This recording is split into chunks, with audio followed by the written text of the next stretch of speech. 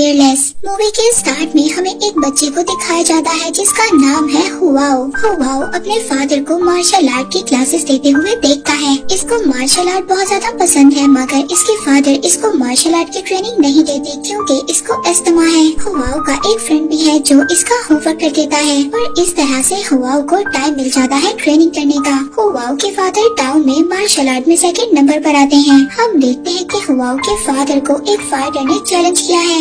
ये फाइटर भी martial arts में बहुत ज्यादा एक्सपीरियंस्ड है। हुआओ फाइट को लेकर बहुत ज्यादा कॉन्फिडेंट और एक्साइटेड है। उसको पता है कि उसके फादर ही जीतेंगे। मैच के स्टार्ट में हुआओ के फादर बहुत ज्यादा अच्छा खेल रहे थे। उनको पता था कि वो ही जीतेंगे। हम देखते हैं कि जब वो अपने फाइटर को हराने के लिए गोल करते हैं। न जाने वो क्या सोच रहे थे कि इनके इस अटैक की वजह से ओपोनेंट मर भी सकता था। अब ओपोनेंट फाइटर हुआओ के फादर का सीधेपन का फायदा उठाकर इन पर अटैक करना शुरू कर देता है और बहुत ही बदतमीजी के साथ बिना रूल्स को फॉलो करते हुए हुआओ के फादर को हरा देता है। हुआओ इस इंसिडेंट की वजह से बहुत ज्यादा दुखी था। तभी हम देखते हैं कि उसी आदमी का बेटा आकर हुआओ को चैलेंज करता है। वो कहता है कि मेरे फादर ने तुम्हारे फादर को हराया और अब मैं भी तुम्हें हरा दूंगा। मगर हुआओ इसके चैलेंज को एक्सेप्ट करता है। इन दोनों में फाइट होती है और इसमें हुआओ हार जाता है। ये सोच रहा था कि ये अपनी फैमिली की इज्जत को बरकरार रखेगा। ये अपने फ्रेंड के साथ एक लाइब्रेरी में जाता है। वहाँ पर से एक बुक चुरा कर लाता है जिसमें कि इसी फाइट के बारे में ट्रेनिंग थी। अब ये दिन और रात आराम किए बगैर ट्रेनिंग करना स्टार्ट कर देता है। अब ये जब बिल्कुल ट्रेन हो जाता है तो ये उसी लड़के को फाइटिंग का चैलेंज करता है। यहाँ पर ये कॉन्फिडेंट था और ये खुद को प्रूफ भी करता है। ये उस लड़के से लड़ता है और उसको हरा देता है। इसके बाद मूवी में हमें 7 साल बाद का सीन दिखाया जाता है जहाँ पर हुआओ बड़ा हो गया है और इसके फादर की अब डेथ हो चुकी है और साथ ही इसकी वाइफ की भी डेथ हो चुकी है, मगर इसकी एक बेटी भी है। हुआओ ने उसको लाड प्यार से रखा हुआ है क्योंकि ये इसकी जिंदगी का फख्र है। हुआओ बहुत ज्यादा अच्छा फाइटर बन चुका है। कोई भी इसको हरा नहीं पाता। जितने भी ओपोनेंट फाइटर्स थे सभी इसके साथ लड़ते हुए हार गए थे। अब बहुत सारे लोग हैं जो इसके फैन और फॉलोअर्स बन चुके हैं, मगर अब हम देखते हैं कि इसके अंदर नखरा और गुरूर आ चुका है और ये अपने फादर के प्रिंसिपल्स को भी भूल चुका है। ये बहुत ज्यादा पार्टीज करता है। अक्सर तो ये बार में इतनी ज्यादा पीता है कि इसकी बेटी घर में इसका वेट ही करती रहती है। ये अपनी फैमिली को ज्यादा टाइम नहीं दे पाता और इस पर कर्जा भी बहुत ज्यादा चढ़ गया है और इसको दुनिया की कोई भी परवाह नहीं है। एक शाम जब ये अपने बेस्ट फ्रेंड के रेस्टोरेंट में था, इसका बेस्ट फ्रेंड एक बहुत अमीर आदमी बन चुका है और इसका अपना एक रेस्टोरेंट भी है। हुआओ अब वहाँ पर भी बहुत ज्यादा पीता है और अपने फॉलोअर्स को भी खाना और बहुत ज्यादा पीने का देता है। हुआओ के बेस्ट फ्रेंड को उसका असिस्टेंट कहता है कि हुआओ पर बहुत ज्यादा कर्जा है और उसने आपका भी बहुत ज्यादा कर्जा देना है। तो बेस्ट फ्रेंड हुआओ को समझाता है जो आज तुम्हारे फैन और फॉलोअर्स हैं वो सिर्फ तुम्हारे पीछे इसलिए है क्योंकि तुम उनको बहुत ज्यादा खाना देते हो। तुम्हें चाहिए कि तुम अपनी हैबिट्स को बदलो, मगर हुआओ को इसकी बातों का कोई भी असर नहीं होता। अगले दिन ये अपने बहुत बड़े दुश्मन से मिलता है जिसका नेम है किन। किन भी बहुत अच्छा फाइटर है। ये दोनों बातें कर रहे होते हैं तभी एक दूसरे से गुस्सा हो जाते हैं। तभी हुआओ अपना सारा गुस्सा किन के डिसाइबल्स पर उतार देता है। अब रात को हम देखते हैं कि हुआओ के फॉलोअर्स हुआओ के एक आदमी को स्ट्रेचर्स पर उठा कर लेकर आते हैं और उसको बताते हैं कि किन ने इसको मारा है। इस बात पर हुआओ को बहुत ज्यादा गुस्सा आ जाता है और उसी रेस्टोरेंट में पहुंच जाता है जहाँ पर किन अपनी फैमिली के साथ अपना बर्थडे सेलिब्रेट कर रहा था। हुआओ साथ वाले टेबल पर आकर ड्रिंक पीना स्टार्ट कर देता है। किन इससे आकर कहता है कि मुझे अभी तुमसे लड़ना नहीं है, तुम मेरा मूड खराब मत करो। हुआओ का दोस्त भी इसको समझाता है कि अभी टाइम नहीं है लड़ने झगड़ने का, मगर हुआओ अपने दोस्त पर ही गुस्सा करता है और कहता है कि आज से तुम्हारी मेरी दोस्ती भी खत्म है। ये इतना ज्यादा गुस्सा हो गया था। हम देखते हैं कि ये किन को फाइट का चैलेंज करता है और उसे कहता है कि तुम मुझसे लड़ो। सभी लोग बहुत ज्यादा डर गए थे और अपनी सेफ्टी के लिए रेस्टोरेंट से बाहर चले गए थे। अब पीछे किन और हुआओ रह गया था। इन दोनों के दरमियान हमें बहुत ही जबरदस्त इंटेंस बैटल देखने को मिलती है। ये दोनों एक दूसरे की जान के दुश्मन बन चुके थे। हुआओ तो ज्यादा ही गुस्से में था। ये आखिरकार किन को उसकी चेस्ट पर वार कर उसको मार देता है और अब वो मर जाता है। हुआओ जब अपने घर आता है तो घर आकर देखता है कि इसकी मदर भी मर चुकी है। बेड पर इसकी मदर की डेड बॉडी पड़ी थी। ये नहीं जानता था कि इनके साथ ऐसा कैसे हुआ और तभी इसको याद आता है कि किन के आदमियों ने जरूर मेरे घर वालों को मारा है और ऐसा ही था। किन के फॉलोअर्स ने इसके घर वालों को आकर मार दिया था। तभी इसको अपनी बेटी याद आती है और फौरन ये अपनी बेटी से उसके रूम में मिलने जाता है और जैसे बेबी के रूप में जाता है, इसको अपनी लाइफ का सबसे बड़ा सरप्राइज मिलता है, क्योंकि वो अपने बेड पर मर चुकी थी। उसके आसपास बहुत सारा खून था और उसके हाथ में एक पाउच था जो वो अपने फादर को देना चाहती थी जब वो घर आएंगे। हुआओ की जिंदगी की सबसे अहम लोग उससे दूर जा चुके थे।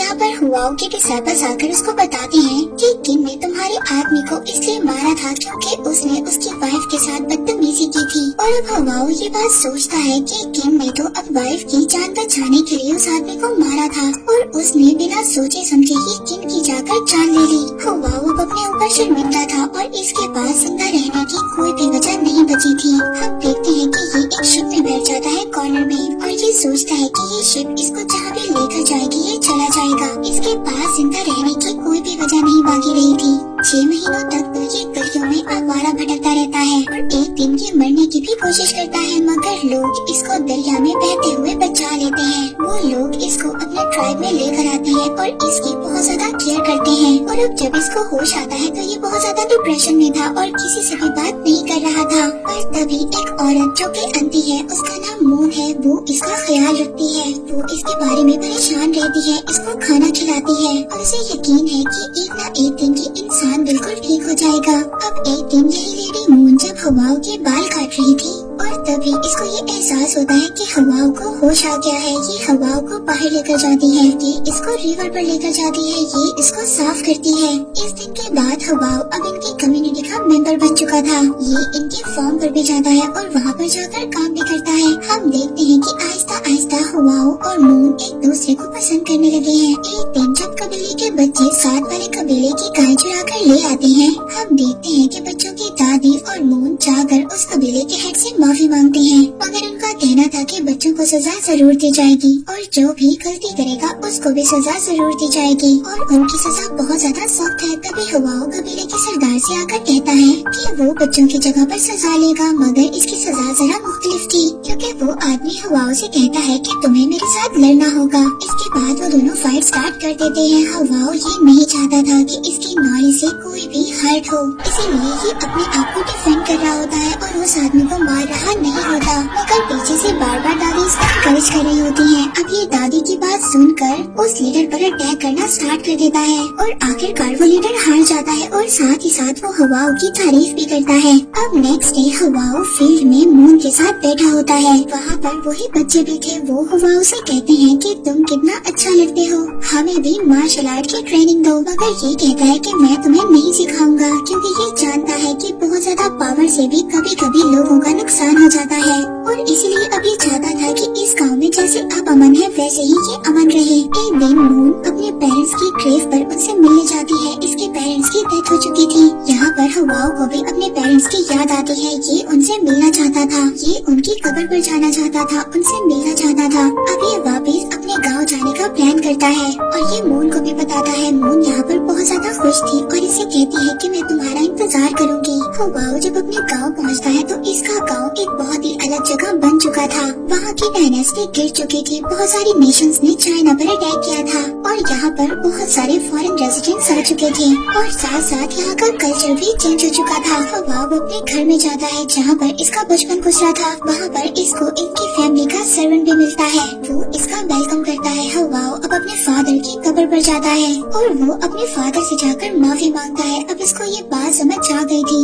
कि जब उसके फादर की लड़ाई हुई थी तो वो लड़ाई में हारे क्यों थे, क्योंकि इसके फादर जानते थे कि लोग पावर में कभी कभी दुश्मन भी बन जाते हैं, क्योंकि वो ये नहीं चाहते थे कि उनकी वजह से उसकी फैमिली को कोई नुकसान हो। यहाँ पर हमें एक रेसलर के बारे में भी पता चलता है जो लोगों को चैलेंज कर रहा है फाइट का। ये बहुत अच्छा रेसलर है, आज तक इसको कोई भी नहीं हरा पाया। वो अपनी विक्ट्री को लेकर कॉन्फिडेंट है। यहाँ पर हुआओ भी इसके बारे में न्यूज पढ़ता है और अब ये उसको चैलेंज करना चाहता है। हुआओ अपने दोस्त के पास भी जाता है और उससे माफी मांगता है कि कुछ साल पहले उसने बहुत ज्यादा गलत किया था और साथ ही में ये किम की फैमिली के पास भी जाता है, उनसे भी माफी मांगता है। हुआओ अपने फ्रेंड को बताता है कि मैं पहले जैसा नहीं रहा, मैंने अपने एक्शन से बहुत कुछ सीखा है। अब हुआओ के दोस्त को ये पता चलता है कि किस चीज के लिए हुआओ को पैसे चाहिए। वो लेट के बगैर हुआओ को पैसे दे देता है और अब इस तरह से हुआओ रेस क्लब में पहुंच जाता है। अब वहाँ पर हुआओ का ओपोनेंट फाइटर खड़ा था। अब इन दोनों के दरमियान में फाइट स्टार्ट होनी थी।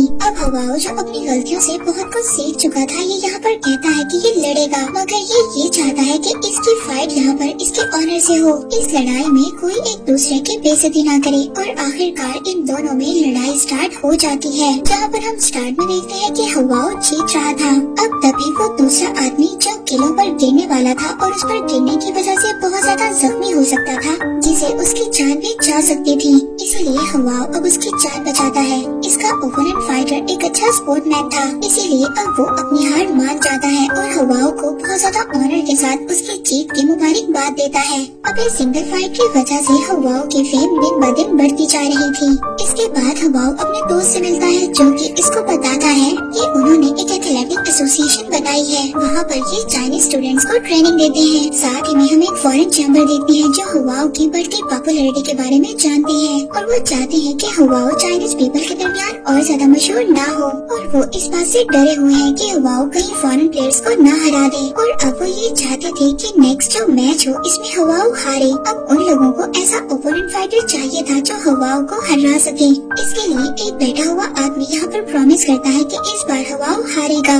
उस आदमी का नाम है मिस्टर मीटा। हुआओ फाइट में पार्टिसिपेट करने के लिए रेडी हो जाता है। मिस्टर मीटा ही जाकर उसको कन्विंस करता है। इसके बाद हुआओ अपने ओपोनेंट से मिलता है, जिसके साथ इसकी लड़ाई होगी। वो भी अच्छा एक स्पोर्ट्समैन है। आखिरकार फाइट का दिन आ जाता है। अब हुआओ के सामने 3 फाइटर्स आते हैं। ये उनके साथ अच्छा सा लगता है। ये सभी फाइटर इसके सामने 2 मिनट से ज्यादा टिक नहीं पाते। इसके बाद इसका मेन ओपोनेंट सामने आता है, जिसके बारे में आप लोगों को पहले भी बताया। ये इससे आकर कहता है कि पहले मैच अनफेयर रही है, कि हमें दोबारा से रीस्केड्यूल करना चाहिए। मगर हुआओ कहता है कि कोई बात नहीं, हम ऐसे भी लड़ सकते हैं। अब इन दोनों के दरमियान मैच स्टार्ट हो जाता है। दोनों अपनी अपनी पसंद के वेपन्स चूज करते हैं। फाइट स्टार्ट होती है। ये काफी इंटेंस बैटल थी, पर एक्सीडेंटली ये दोनों अपने अपने वेपन्स चेंज कर लेते हैं। अब ओपोनेंट अपने एक्सचेंज किए हुए वेपन से लड़ नहीं पा रहा था, मगर हुआओ उससे कहता है कि आप मुझसे अपना वेपन वापस ले सकते हैं। इसके बाद ये दोनों दोबारा से फाइट करते हैं। फर्स्ट राउंड का ड्रॉ होता है। ड्रॉ होने के बाद फर्स्ट राउंड के बाद ये दोनों रेस्ट करते हैं। अब हुआओ चाय पीता है, मगर मिस्टर मीटा ने इसकी चाय के अंदर जहर मिला दी थी। मैच स्टार्ट होता है। हुआओ फाइट कर रहा होता है, मगर तभी इसको खून की उल्टी आती है। ओपोनेंट फाइटर मिस्टर मीटा से कहता है कि मैच को कुछ देर के लिए रोक देना चाहिए, क्योंकि फाइटर की लाइफ खतरे में है। मगर कोई भी बात इसकी नहीं सुनता और हुआओ भी लड़ना चाहता था, और वो अच्छे से जानता था कि अब उसकी मौत नजदीक है। मगर मरने से पहले वो लड़ेगा। मरने से कुछ सेकंड पहले भी ये अपने ओपोनेंट की चेस्ट पर वार कर रहा होता है, मगर तभी ये अपने पंच को रोक देता है, क्योंकि इसने अपनी गलतियों से सीख लिया था। वहाँ पर ओपोनेंट जो सबको समझ गया था कि उसने अपना वार क्यों रोका है, और वो अच्छे से जानता था कि अगर हुआओ उसको मारता तो वो जीत जाता, और अब इसीलिए ये ओपोनेंट हुआओ को विनर करार देता है। एंड में हम हुआओ को देखते हैं जो अपने फ्रेंड की बाहों में मर चुका है। एंड में हम ओपोनेंट को देखते हैं जो मिस्टर मीटा से कह रहा था, आपने अच्छा नहीं किया, आपने सिर्फ जीतने के लिए एक इंसान की जान ले ली। ये मिस्टर मीटा से कहता है कि आप हमारे मुल्क के नाम पर एक धब्बा है। मूवी के लास्ट सीन में हम हुआओ की स्पिरिट को देखते हैं, जो कि मून के घर के सामने है। मून इसको देखकर खुश हो रही है। ये उसकी तरफ भागती हुई आ रही है। मून इसको महसूस कर सकती है, इसके बावजूद कि वो अंधी है। और इसी के साथ ये मूवी एंड हो जाती है।